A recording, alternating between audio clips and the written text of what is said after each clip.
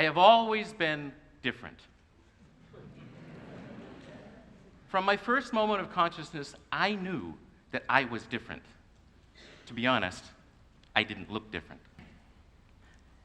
Some people, and I had to admit that the evidence pointed to the fact that I was the same. But I knew in my heart that I was different. Different? More different? Still different? It was a feeling, an unconsciousness, a subconsciousness. It was something in my heart that I knew. It was something forever and always that was different. There was a sense of something missing. There was a sense of something else. I knew that I was different. When you are an identical twin, people are always telling you that you are the same, as if we didn't know already. And then they start with the twin questions. Are you identical? Is your name Patrick or are you Jimmy? Do you guys always think alike?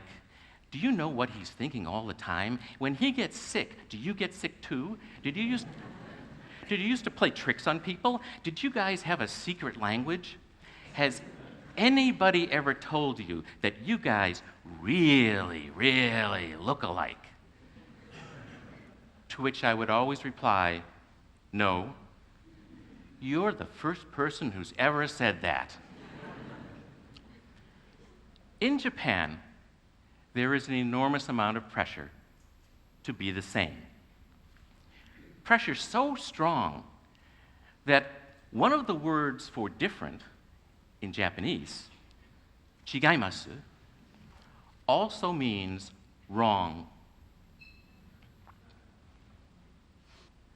And in school in Japan, like in schools probably everywhere else, there's an enormous pressure to be the same. And one of the favorite sports is to point out who's different. He's too tall. She's so short. His English is terrible. Her English is too good. He's lived overseas. She's never been anywhere. Her mother is an American. His father is a foreigner. But what is too tall and what is too short, and who is to say?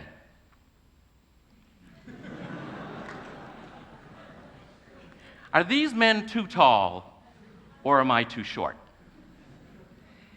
Is this man too fat, or am I too skinny?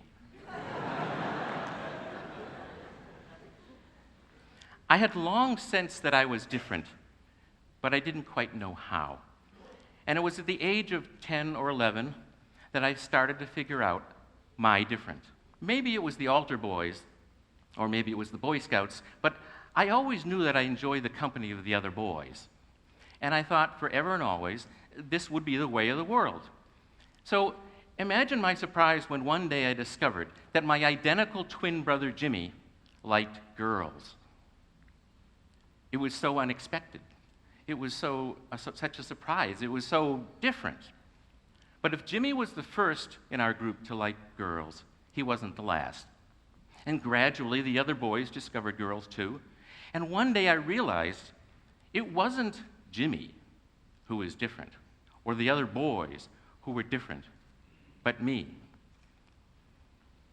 Can you look at this picture and tell me which one is the gay twin? Long before I even had a word for it, I intuited my different. And I was afraid of my different. And I lived in silence with my different for a very long time, for years, for decades. I was afraid of my different. I was ashamed of my different. And I wanted so much to be the same as my identical twin brother, Jimmy. And I was afraid, too, that someday somebody would discover my different. And one day, in 1966, in an all-boys Catholic high school in upstate New York, I was walking down the hall, and a boy pushed me and shouted, "Faggot." And then that left such an image in my head that to this day, 47 years later, I can still see his sneering face. I can still hear the hurled word, faggot. And in the days to come, there were more hurled words, more pushes, queer, Nancy, pansy, fairy, fag. And I thought, how did he know? How could he know? What did I do wrong? How can I make this stop? Flash forward almost 20 years. It's 1984, and I'm a new diplomat with the Foreign Service. The Chief of Security briefed my Foreign Service class, and he said, "There's no room for homos in the Foreign Service. If you're queer, you're out." And I thought, not much had changed. I had gone from being bullied in an all-boys Catholic high school to being bullied in a U.S. government workplace. I was still different, and in the eyes of my society and my government, different meant wrong. But that was then, and now is now, and much has changed in my lifetime. In 1969, a group of gay men in a bar in New York City called the Stonewall Inn fought back. For the first time, they fought back when the police tried to arrest them just because they were gay. The Stonewall Uprising became an iconic event, and there followed more iconic events and more iconic people. There were pride parades, Harvey Milk, Barney Frank, Don't Ask, Don't Tell. There was the death of the Defense of Marriage Act, the death of Don't Ask, Don't Tell. In 2004, my home state of Massachusetts became the first state to institute marriage equality. And just yesterday, the state of New Jersey became the 14th state to allow gay marriage equality for LGBT citizens. And equality is on the rise. I stand before you, a 60-year-old gay man. I am still different, but I understand my different, and I appreciate my different. My society and my government now recognize and respect my different. I am equal. I am married. Here I am with my husband of 11 years, Emerson Kanagusuke.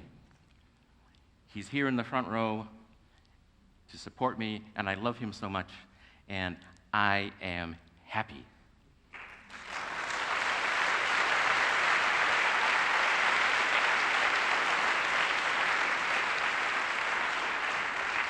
We are happy. The next time somebody looks at you and points and sneers and says, "You're different," you say, "Yes!"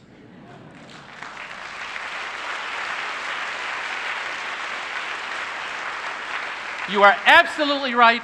I am different. I am unique, sui generis. I am one of a kind. They broke the mold when they made me. I am the only one like me. I am the only one like me in this room, in this city, on this university, on this planet, in this universe, at this time or any time for all time. I am different.